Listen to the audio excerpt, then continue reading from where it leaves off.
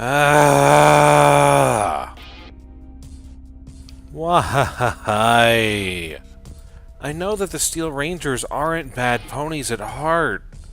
I really do. But it's times like this that really stress me out. You see, a few days ago, I walked in front of the Hayburger shop. You know, the one that Deadringer owns. He had reactivated an old-world Ultron. And we managed to stop it, but the reason why it was pissed off? Deadringer started talking about killing Steel Rangers in front of it. Apparently there's a contingent out here that's been working with advanced technology. I haven't come in contact with them at all yet. But apparently Greased Lightning had found this B8 unit and they wanted to repair it. Well, they overwrote the command structure while they were repairing it.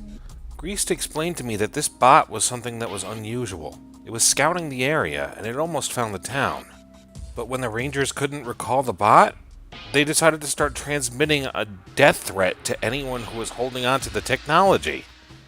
You know, threatening death, because that helps our image with the public. It's Rangers like this that make me so angry.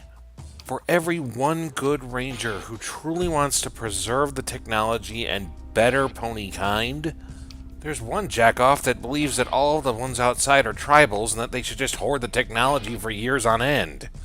And I also understand that it is our duty to try and protect the public from themselves in handling dangerous technology. But they also live in a world where they have super mutants, Pegasi that closed off the sky and kill anything xenophobically, and raiders and slavery to contend with. Any smart ranger would not take a gun away from somebody who needs it, especially when they may be covering their back later on. Which leads me back to that fight. If the townsfolk didn't have a way to defend themselves, almost everybody would have died. That Assaultron was brought back to the Reclaimer base so that Greased Lightning could go over it. She was already recognized as the primary administrator, so hopefully she'll be able to get some answers about where it came from and what we can do with it. As for the B8 unit, she allowed me to look it over, and I was able to download some maps. By rewinding its scanner data, I was able to find out where its point of origin is. I do know where the Ranger base is, and I plan to go check.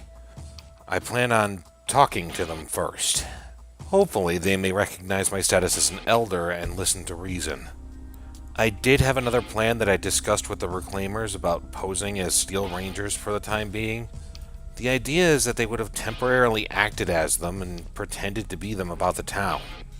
I mean, if things went south and we weren't able to stop them from getting to the town, then at least they might be able to see that there was a Ranger presence in control. Then they could avoid fighting altogether, or at least buy some time to figure out something else. There were actually a few ponies who liked the idea. But the Securitron, known as Fork Derivative, does not. I know that Greased Lightning trusts this robot, but I don't. It didn't like the fact that I was talking about diplomacy. They kept trying to twist my words, make things sound like I wanted them to come to town, playing back only portions of what I was saying, trying to make it sound as if I was the bad guy. Fork's solution was to say the following: why should we bother trying to protect things that may attack the town? My job is to protect things that are here. We should just go and meet them outside of town and kill them all. My response to him was, tactically, they don't have to send just one reconnaissance group, they can send multiple. So even if we meet one group, multiple can still find the town. I also tried to explain to it that every intelligent creature has value in their life, artificial or otherwise.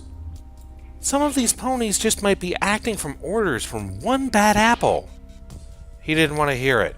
He kept playing back different portions of my conversation while leaving things out. I don't know what kind of subroutines this thing is on, but it's majorly paranoid. And yeah, I get it. It's a Protectron. It's supposed to protect. But it's also being a buttface. The flaw of artificial intelligence lies within the intelligence itself. In an AI, you may spark the semblance of a personality, but it's also limited by the fact that it's a machine. And yeah, ponies are flawed too. But ponies grow up with wisdom, experience, and emotions. Brand new AIs start off as smart as they are, and they have no experience. And even some robots, if they're hundreds of years old, they don't have social experience. So a lot of them fall back on their subroutines, and they jump to the most efficient way of doing something possible, mostly because it's the logical solution. I told Fork, what is easy is not always what is right. I have no doubt that Fork wants to protect the town, perhaps whatever is important to him, but he also has rigid thinking, and for as intelligent as he might be from his CPU, he does not have the experience or understanding of what loss could be. Maybe I'm wrong. Maybe it has experienced loss. Maybe it's being overprotected because of that. Regardless, he's still a buttface. At any rate, I should probably just change the topic. I saw that they had a Pegasus there. I think his name was Zubin? He looks like a Dashite. He had these big purple eyes. Huh? What? Oh, right, I'm still recording. Grease was there too. I brought her some apple fritters. She's still mending her leg after that robot attack. She joked saying that her butt was gonna get big. I'm glad that she enjoyed them. Out of all the ponies in town, she's the nicest one I've met. I like spending time with her. I just hope that she thinks of me as a friend. That said, I think that's enough for today's log. This is Elder Apple Fritter from the Roanoke Steel Rangers, signing off.